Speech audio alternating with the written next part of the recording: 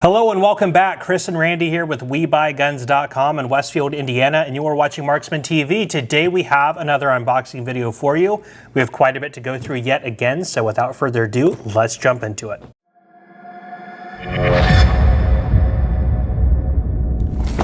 All right, first up we have one from a viewer in Wisconsin. Big thank you for selling us this one. We will get to that. All right, first up we have a Glock model either 34 or 35. It is a 9mm, so a Glock 34. It's got a lot of custom work done to it. Lightning cuts in the slide. This is grip tape, Talon grip tape, so that can come off. Really nice work on the slide. Very beefy grip. It's got a larger back plate on it. The Glock 34 is the longer slide competition model from Glock. Now back they used to have the 17L, which was the 17 long slide, but it was a little bit too big for a lot of competition parameters. So Glock landed on the model 34 9mm, the 35 and 40 Smith & Wesson, which a lot of people have used in competition. This is a Generation 5 with an optics cut on the back, and it does have some custom slide work that's been done to it. So pretty cool. What do you think about that one? Yeah, unless there's anything underneath the grip tape, Chris, I would say excellent condition. I would agree. I don't have the paperwork from the customer, but we're probably good with whatever they said. All right, next up we have a Springfield XDM. This looks like an Elite. XDM Elite. So it is the flat dark earth with the tall profile sights because it is a threaded barrel. So with that, if you put a suppressor on it, your sights can kind of look over the top of the suppressor. It is optics ready as well.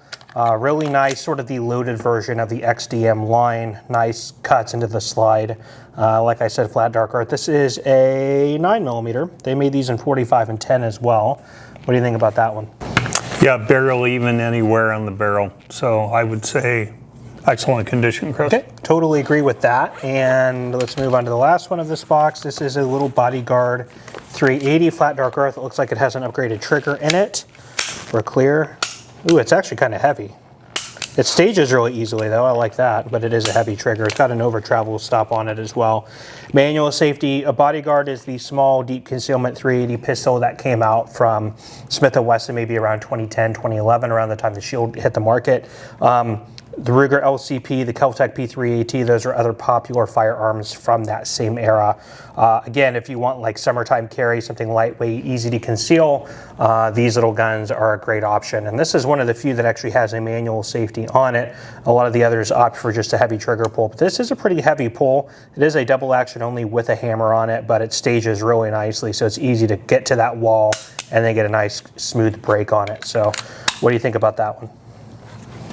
Did love his grip tape. Yep, Talon grip tape on everything. Mm-hmm. Again, Chris, excellent condition. Yeah, I agree. So we're good with that. Let's move on to the next one. Next one up, Chris, is one from Illinois. Thank you to our customer that sent this in to us. Let's see what's inside. Always cut towards yourself so you don't injure anyone else. That it? That's it.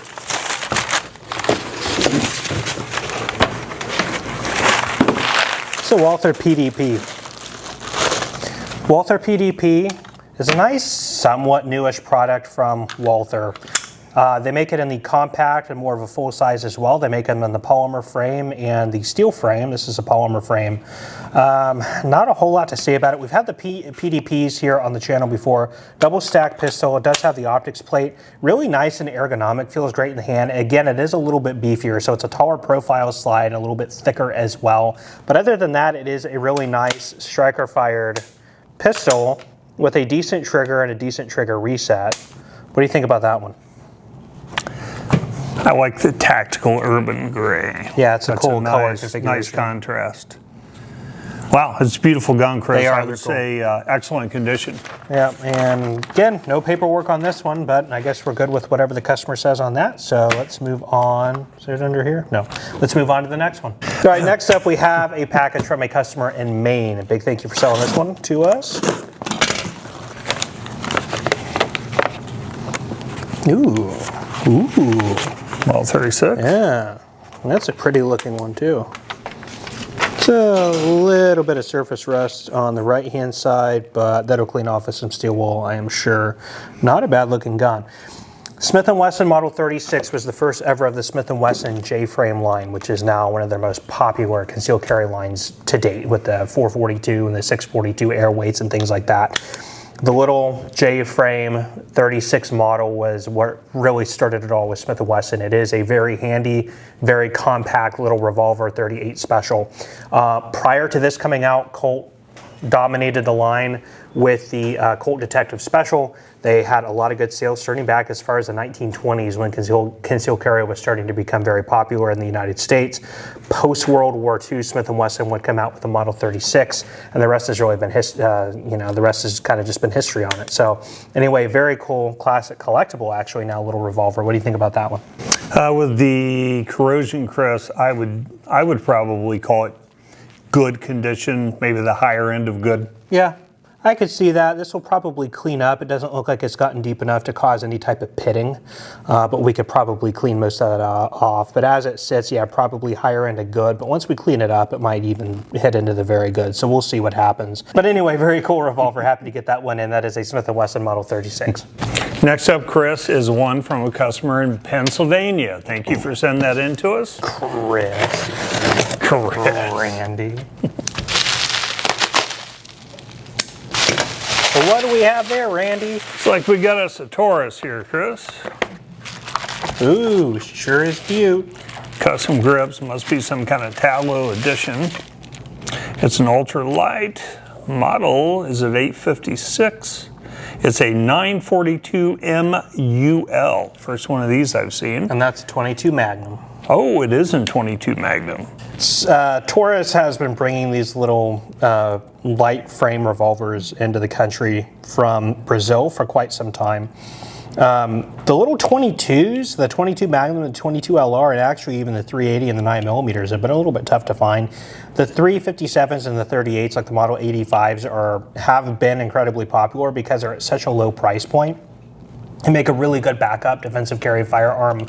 These are good trainers for that. I mean, if you're going to be carrying or using a defensive 38 or 357, having something of similar size and weight in 22 LR or 22 Magnum is great for training and target purposes. We're not spending a whole lot of money on the ammunition.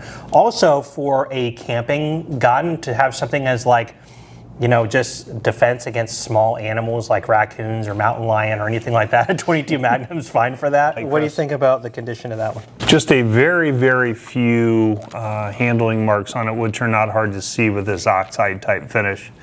But it looks like everything is just kind of rubbing off on my fingers. So I would say excellent condition. I agree. That's what the customer said. It's in great shape. So anyway, kind of cool. We don't come across these little rimfire revolvers that often. So cool to get this one in and share it with you guys. Next up, we have one from a customer in Michigan. So big thank you for selling us that one. I totally missed there.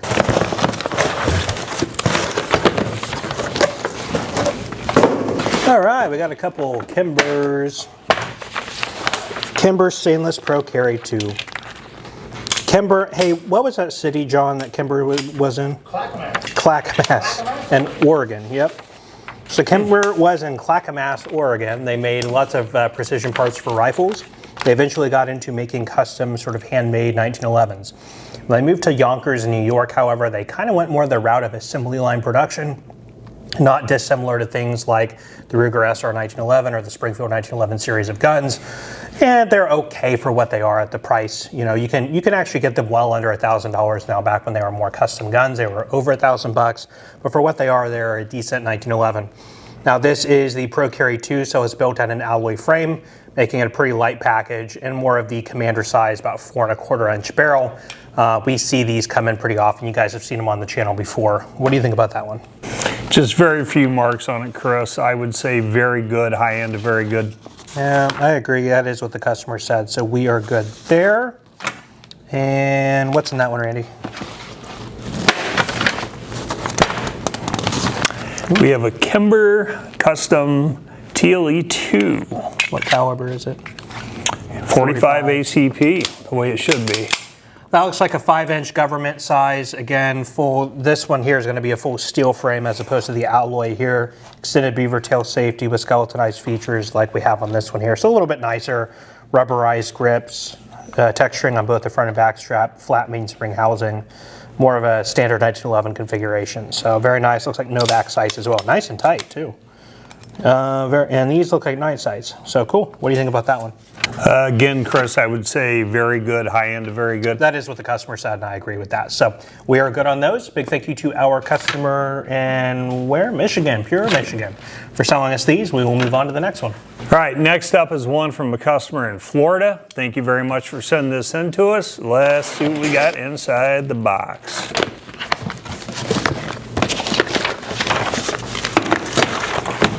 And another box in there. All right, what do you have, Randy? I have the Walther PPQ, Chris. Walther PPQ has been out for quite some time and is actually probably, I would say, one of Walther's flagship double stack polymer frame guns. P99 would come out first. The PPQ would be a follow-on offering a few more features. Now the early ones like this have the paddle magazine release inside the trigger guard. I actually prefer that because when it's holstered, your mag's not going to accidentally drop out. Actually happened to me getting out of the car when I was carrying a Glock 26 once. So I do like that paddle magazine release. I went to an early PPS because of that, which has the same release, also made by Walther. Now this is the tactical version with the threaded barrel, the fiber optic sights with adjustable rear, and the optics plate. They did come out with the PPQ M2, so if you like the more Americanized style push button mag release, that option is on the market as well. Made originally in 940, and they have a PPQ in 45, don't they? Peanut Gallery? I believe so. Yeah, so I'm pretty sure that they do as well. But anyway, 9 and 40 is what you typically find them in, 9 most popularly. Really good handguns. I am a big fan of the PPQs. They've always been just nice, ergonomic, nice triggers right out of the box, so I'm a fan, especially with those upgraded features. What do you think about that one? And I don't think they make the first gens anymore, so the paddle mag releases are a little bit of a harder commodity to find. Well taken care of, I would say excellent condition. I agree. Customer says excellent condition, so we're good there. All right. Next up, we have a Colt King Cobra. This one is a 22. The interesting thing about the Cobra was typically a 38. The King Cobra was typically a 357, but this one is a 22. So again, like we talked about with the last firearm with the Taurus, having a rimfire as a good sort of stand-in for your full-size revolver, defensive carry, what have you. Good opportunity for training, also fun for just target planking or varmint control or anything like that. So I think this is probably the first King Cobra on 22 LR I've ever handled. I mean, it's got all the same feels, weight, balance, trigger, hammer pull of the original King Cobra. So really cool. And when Colt came out with these snake guns again, this is a sort of their modern relaunch of the brand or of the line. A lot of people were a little bit skeptical of whether or not it was going to have the same quality as the original Cobras and King Cobras and Pythons. Now, a lot of those were, saw hand fitting and things like that, especially the Pythons. For the machine work that's done on these, the nice polishing on the finish, they're actually not bad looking firearms and they feel great in the hand. Very smooth actions. I'm not going to dry fire this one. So beautiful guns. What do you think about that one? I think it's badass, Chris. Yeah, it's pretty badass.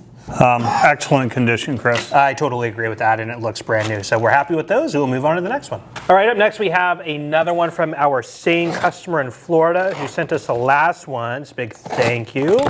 So here we have a P365. We have had a million of these on the channel before. Sig would come out with these maybe, 5 years ago, and this would be the first forerunner in the whole micro carry market. Glock would come on with the 43X, Ruger with the LCP Max, Taurus with the GX4, Springfield Hellcat. So now this is the thing. It's an awesome handgun, really good for concealed carry, self-defense, high capacity at 11 to 13 rounds. They have the 15 round mags as well. XL model, the X models, the macros, the macro comps, just a big line on these. Really cool pistols. Not much else to say. What do you think about that one? Just few handling marks, Chris. I would say very good. I totally agree with that. That is what the customer said, so we are good on that one. Let's move on to the next. Next up is one from a customer in North Carolina. Thank you for sending that in to us.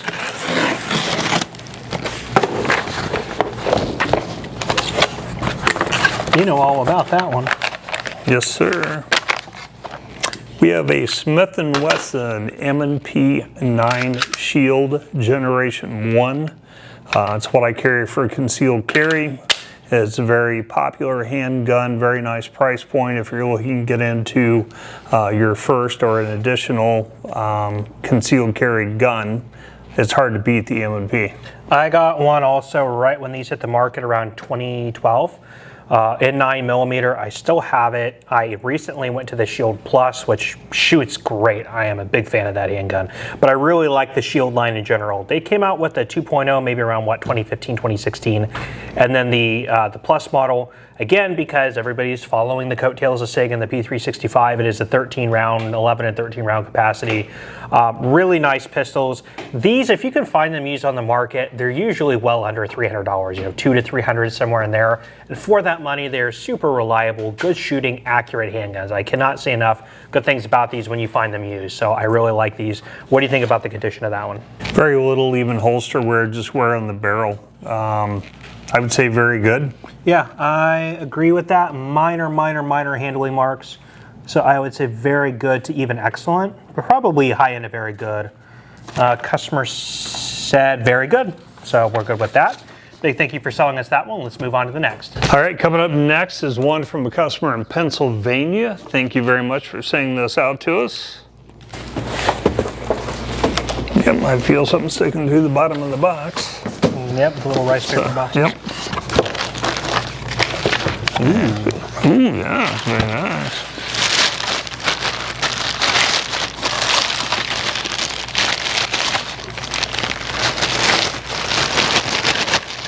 Well, maybe.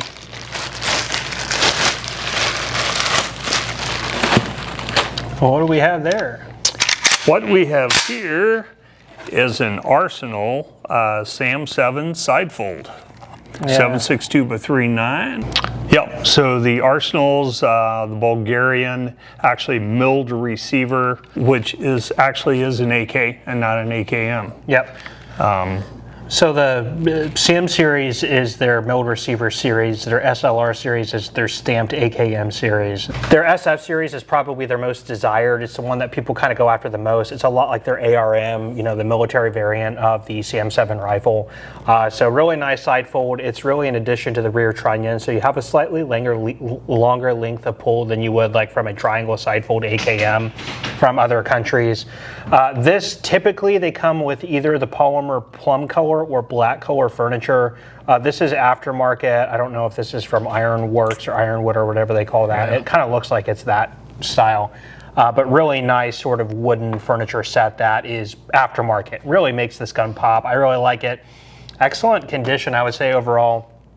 On the Sam series, or at least the Sam7 SF, you have the larger AK-74 style muzzle brake, but this is a 7.62x39. So they're just beautiful, really good quality AKs. I really like the Arsenal stuff. What do you think about the condition of that one? I would say excellent condition, Chris. I agree. That's what the customer says. It's just an awesome rifle. One of my favorite AKs, the Sam7 SF milled receiver. All right, next up we have one from a customer in Utah. Big thank you for selling us this one. Here we go. There it is.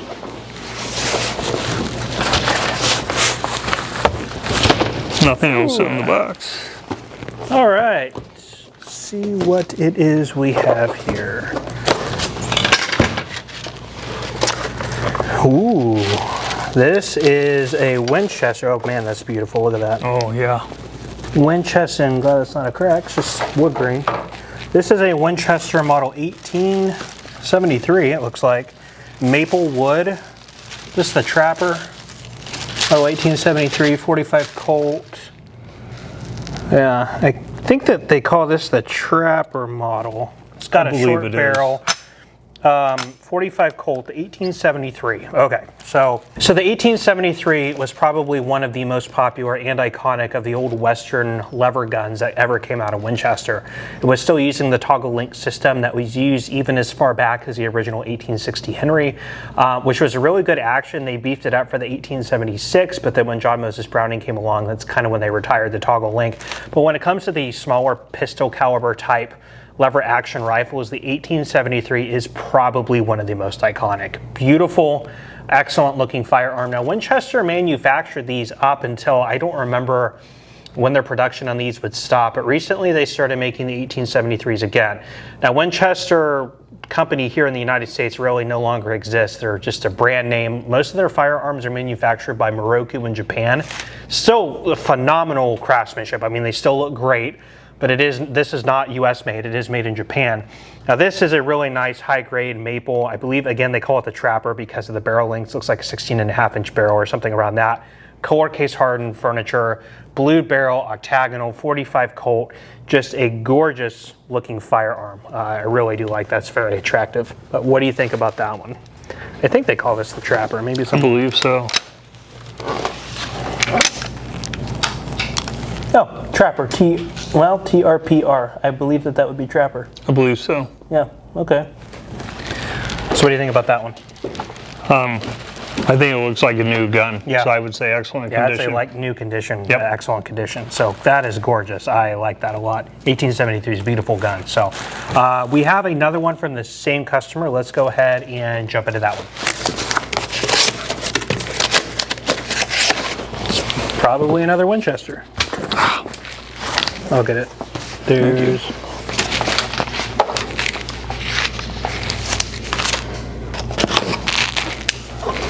All right. I think it's upside down. Yep, it is. Okay, so what do we have here? Oh, wow. Yeah. Another 1873. That's pretty. Oh, wow. That's gorgeous, too. Holy cow. That is an 1873 for sure. Is that a Navy or a Mariner? Does it say on the side of the box? Navy. Navy. Okay, so 1873 Navy. I'll have to look it up and see what the deal is. Doesn't even look like there were ever sights even pressed into it. No, it does not. It's milled for front and back side split. But it doesn't look like they've ever had them in there. No. There's no striation marks, no scrape marks or anything from where a sight would have been pressed in. So that's really odd. Anyway, okay, so 1873, again, same history that I just went over in the last one. So this one is in a sort of a stainless steel configuration. Typically, I mean, what these would have traditionally been would be steel, color case hardened, or blued. But very nice. I mean, beautiful firearm, also made by Moroku in Japan, recent manufacturer. And the caliber on this one is a 4440. Yep.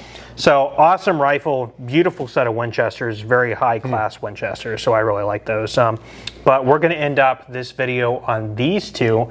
Big thank you for tuning into this video and watching us unbox the awesome firearms, and big thank you to all of our customers who sold us these firearms through our website on WeBuyGuns.com. If you enjoyed this video and other videos on our channel, please do us a favor and hit that subscribe button and bell notification button so you guys are aware when we are posting new content. Also, if you found this video fun and interesting, go ahead and hit that thumbs up button just to let us know. Any comments, leave those down below in the comment section. With that, we're going to leave you with that. I am Chris. And I am Randy. And we will see you next time. This one is from ME. That's Maine or? Maine. I've been through Little Rock. It's a fine little town. Fine little town. Or like Maine or like somewhere up there, Vermont or something. Derry was supposedly in Massachusetts? Where was Derry? I mean, it's a fictitious town, but where was it? Ireland. Ireland. There's a wee little clown, you'll never get his lucky charms. It's a whole nother country. It's this whole other country. Very happy to get that one in. That is a Glock Model 36. Glock. What? Yeah. What can you tell us about this, Chris? Well, that's about all. That's about it. You know, 22s make the best grizzly defense guns, Randy. Yep. Now watch out for those cougars, Chris. Yeah. That's more of an urban issue. Oh. Good bear defense gun. You don't have to shoot the bear. Just take somebody with you don't like. So that's about it. That's about it. That's about it.